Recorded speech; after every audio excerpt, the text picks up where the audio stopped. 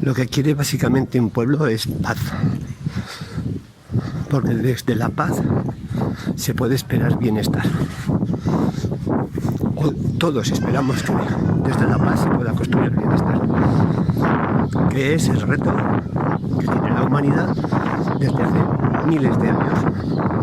Y es el escenario donde no todos nos ponemos de acuerdo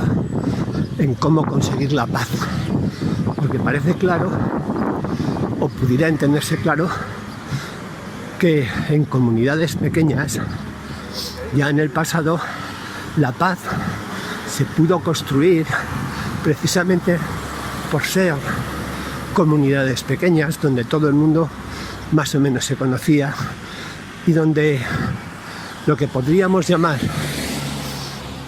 la condición humana era reconducida por tribunales que de alguna medida representaban la experiencia de aquella propia comunidad. Es obvio que lo que llamamos paz y bienestar debe estar presidido de alguna manera por un sentido de la justicia.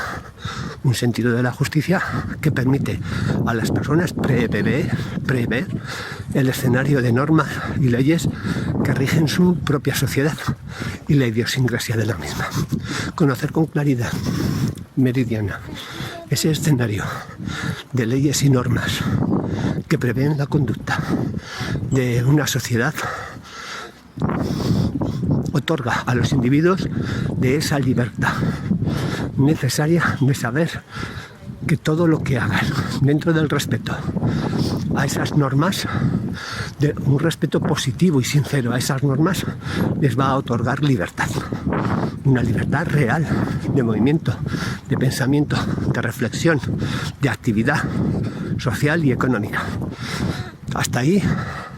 el planteamiento de partida parece claro y sencillo. Y sin embargo, vemos cómo las sociedades acaban generando situaciones complejas donde rasgos de la condición humana, como son o pueden ser la perspicacia o el deseo de torcer las propias normas y leyes que nos damos, buscando vericuetos, atajos e incluso modificando la percepción de los hechos que realmente se ejecutan y ocultando los objetivos que realmente se buscan y que serían contrarios a la norma, a las normas, a la visión de las normas como se concibieron en su momento en esa sociedad. Con ello se busca simplemente torcer la propia ley y los resultados que la propia ley prevé para generar ese bienestar, es decir, esa paz que lleva a un bienestar. Porque claro, si una persona es capaz de modificar la percepción del entorno de sus actos y hacerlo, como hoy en día se habla a veces en los juzgados, de manera torticera, puede establecer injusticias haciéndolas pasar por justicias. Lo esencial de todo esto, ¿qué quiere decir? Simplemente que es como que existiera una visión positiva de lo que es la sociedad, porque nadie, ninguno de nosotros nacemos sabiendo. Nuestra mente, nuestro cerebro está abierto a cualquier posibilidad de concebir cómo puede ser una sociedad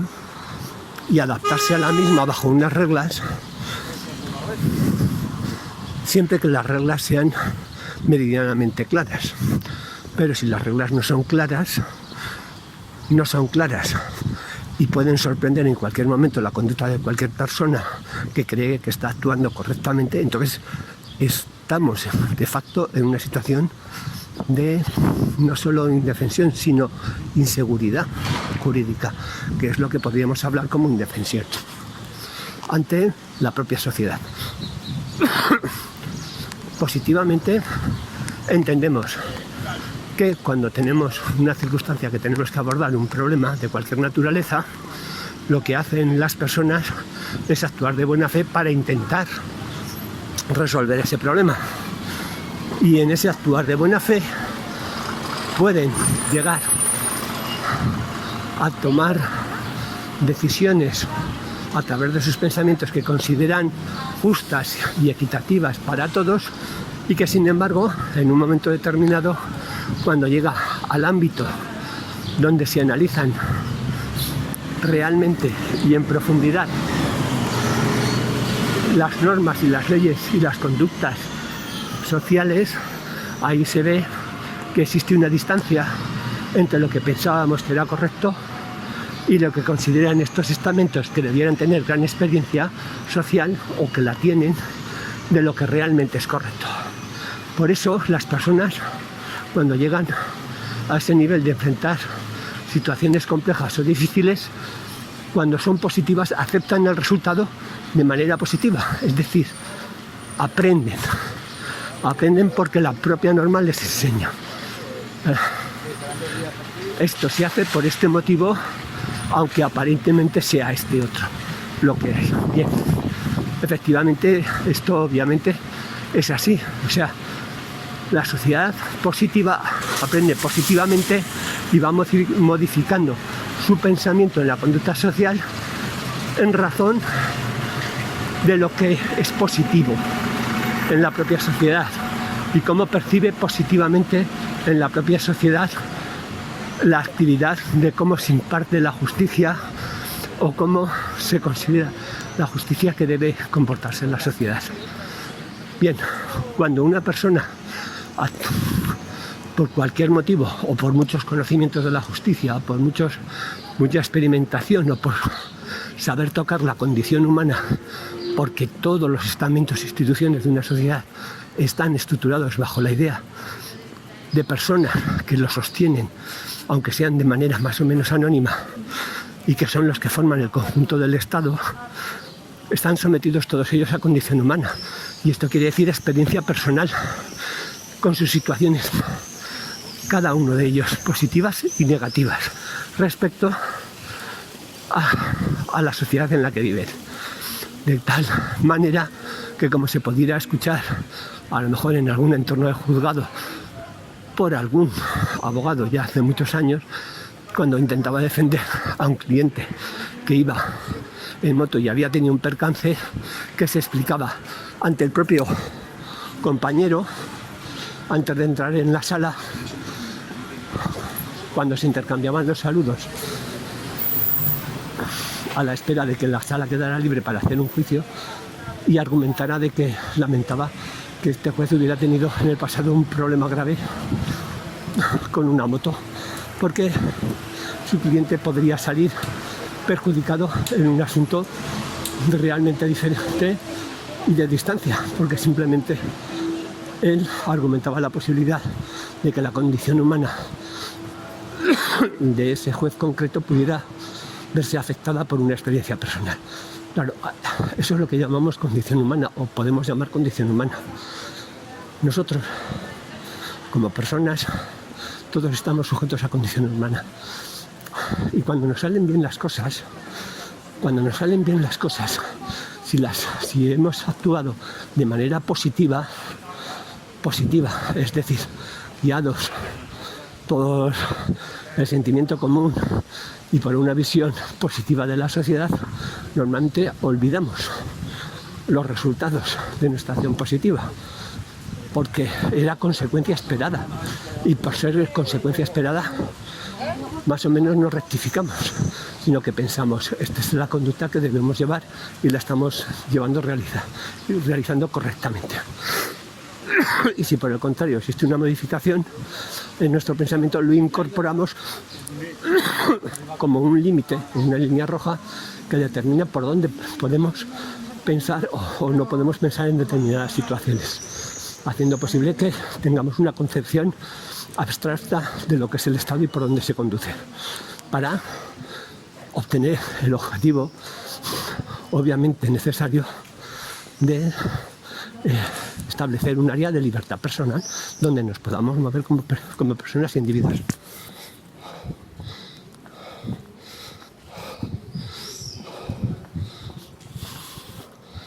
Y sin embargo, sigue habiendo obstáculos. Porque las personas que tienen muchos conocimientos sobre todos estos tipos de temas, incluso sobre las personalidades que se mueven en estos ambientes, son capaces de, por la picaresca, modificar la realidad y hacerla ver una cuestión honesta como deshonesta. Y sin embargo, ese es un hecho lamentable que se da y que es realmente difícil de modificar, y además que se acepta, de alguna manera se acepta como una especie de consenso, de prejuicio generalizado al que todos nos debemos sujetar de alguna manera como parte inalienable, como condición de la sociedad en la que podemos vivir. Y no todas las sociedades son iguales, pero es la condición humana, que va desde los prejuicios hasta los intereses personales, los que transversalmente estropean la concepción de justicia, que nos llevará a la paz y al bienestar social. Por ello, hablar de regímenes como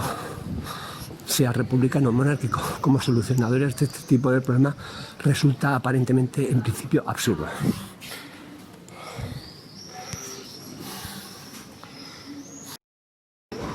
Parece obvio que los individuos buscan su bienestar o tienden a pensar que deben buscar su bienestar el mejor posible, dadas las circunstancias del entorno social donde viven y las experiencias vividas. Es obvio que la condición de nacimiento puede determinar de alguna manera los objetivos de ese bienestar que se desea. Y también aquí entra en función las perspectivas de bienestar que se le ofrecen al individuo y cómo se le ofrecen, o sea, en el marco que se le ofrecen ese bienestar o las posibilidades de alcanzar ese bienestar. Ese bienestar que estaría presidido por una situación de justicia, es decir, se pone un esfuerzo en el cual se buscan unos resultados que, según las previsiones de ese mismo marco jurídico donde se dice que se tiene que alcanzar, de seguirlo y respetarlo el bienestar, se producirá dicho bienestar. Bien, esta es una premisa de salida y es el entorno familiar donde se establecen estas premisas de salida, sujetos también a condición humana, lo que no deja de ser una situación más compleja todavía. Claro, desde el punto de vista ya de la gestión de la sociedad, lo que diríamos política, se ofrecen marcos diferentes para el bienestar. ¿Por qué? Porque de ninguna manera todas las ofertas que se dan producen satisfacción plena a esa idea de justicia que nos llevará al bienestar social. ¿Por qué no se producen? Pues porque existe de fondo una especie de condición humana que determina el presente y el futuro de la sociedad. Y lo determina por mayorías, en general por mayorías. El bienestar no es solamente una cuestión exclusivamente material, aunque necesariamente pasa o debe pasar en un primer momento por una situación de bienestar material o un mínimo bienestar material. Porque si las condiciones de bienestar de las personas, bienestar básico, comida, alimento, alojamiento, educación o acceso al conocimiento, mejor que educación, acceso al conocimiento, a un conocimiento general, sin prejuicios, abierto, donde la persona positivamente pueda expresarse para ir resolviendo sus dudas que se han generado en un entorno familiar debido a la propia condición humana de la propia familia y las experiencias de estas recibidas desde ya hace años por sus ancestros, pues es obvio que si no existe un proceso donde se permita a las personas que lo deseen, a través de ese conocimiento, establecer cuál es el marco donde ellos pueden responder a todas las preguntas que les han quedado sin responder o que han recibido y que han resultado ser inadecuadas para resolver cuestiones que en el fondo se pueden considerar existenciales porque van a determinar la manera de enfrentar la persona a la sociedad para insertarse en ella. Si todo ello no se resuelve en un ambiente sin prejuicios, realmente vamos a tener problemas. Y es ahí donde el ambiente político en determinados momentos adquiere una preponderancia en canalizar las insatisfacciones de la población, de gran parte de la población, haciéndoles creer que un sistema político concreto o determinado va a poder mejorar realmente y efectivamente su vida. Y esto suele ser una cuestión que se presenta como antagónica desde los extremos y que nunca da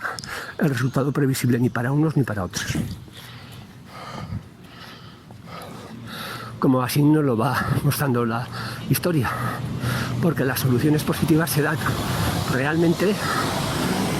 cuando una aproximación de las opciones políticas al centro sociológico es de mayor proporcionalidad, haciendo posible que el bienestar sea alcanzado por la inmensa mayoría de los ciudadanos en cualquier circunstancia. Algo que aquellos que sostienen visiones radicalizadas y extremistas que consideran que solo existe una verdad única y excluyente se oponen e intentan siempre degradar en un sistema democrático. Es decir, siempre buscarán la polarización. Como este es un marco previsible y general para cualquier nación, Estado-nación, podemos entender que se puede estimular o no estimular en ciertos periodos y etapas sociales una radicalización o no de las posiciones políticas, porque las posiciones políticas se crean con dinero, no solamente con un tipo de filosofía, por muy estigmatizante que pudiera ser sobre el adversario o por muy cargada de prejuicios, sino que necesitan un respaldo económico para salir a flote y lanzar su mensaje a la sociedad. La vertiente del bienestar no solamente es material, como decía, sino una vez que se alcanza un mínimo material, hace falta alimentar el espíritu de las personas. Y la manera de alimentar el espíritu de las personas, la mejor manera de alimentar ese espíritu es creando un sistema de acceso al conocimiento, de acceso libre al conocimiento, donde las personas que permiten ese acceso al conocimiento sean personas sin prejuicios de ningún tipo, que tengan claro que la sociedad en su conjunto y como tal sociedad vive en una especie de paradoja como ser humano, en el sentido de ser capaces, con las capacidades de su mente, de comprender el universo infinito, el macrouniverso y el microuniverso, pero estar limitados por una vida limitada y por unas necesidades biológicas a cubrir. Bien, esta paradoja del individuo se transpone y se traspola a lo que es una sociedad. Podemos vivir en la sociedad, podemos crear una sociedad a través de la creatividad y la innovación. Es obvio que sí, es obvio que lo podemos hacer, y sin embargo es tendente, o es lo que se ve, que el mundo que gestiona las sociedades es pragmático en el sentido de materialista y parece poner exclusivamente el acento en los bienes materialistas que puede alcanzar cada persona, cada grupo social o cada sociedad en general, siendo ello la máxima preocupación de los grupos políticos en cualquier estado, porque ello determinará el nivel más bajo, el primer estrato de bienestar de la sociedad. Es decir, necesitamos un componente espiritual que esté alejado de los prejuicios y que no nos retorne a nuevos prejuicios, como pueden ser cierto tipo de religiones con visiones estrictamente rígidas y no transversales de la condición humana, que es lo que hemos vivido durante algunos miles de años. Sabemos que la actitud positiva de las personas es la integración en la sociedad y aportar desde la neutralidad a la sociedad para que ella misma desde la condición de cada persona, tome lo que quiera o no de ese conocimiento, de esa experiencia personal, para su propio desarrollo personal desde el punto de vista espiritual. Esta es una versión de la sociedad que normalmente acaba oculta y que normalmente se intenta incluir en posiciones religiosas, o sea, algo así como el mensaje: tú adquiere la religión que quieras y desde ella cubre esa necesidad, siendo el resto de la sociedad y del Estado eminentemente materialista. Es decir, el materialismo en sí mismo se opone al idealismo, y el materialismo en sí mismo, como tal, es una versión extremada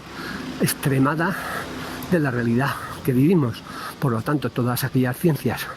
que se basan exclusivamente en un materialismo a ultranza, normalmente están destinadas al fracaso en la sociedad, a una gran parte del fracaso en la sociedad, porque no contemplan o se niegan a contemplar la parte espiritual o idealista, o el idealismo, que es también una potencia en el ser humano que produce beneficios a este cuando es incorporada de manera neutral y positiva. Vamos a ver, neutral no, en una visión de justicia.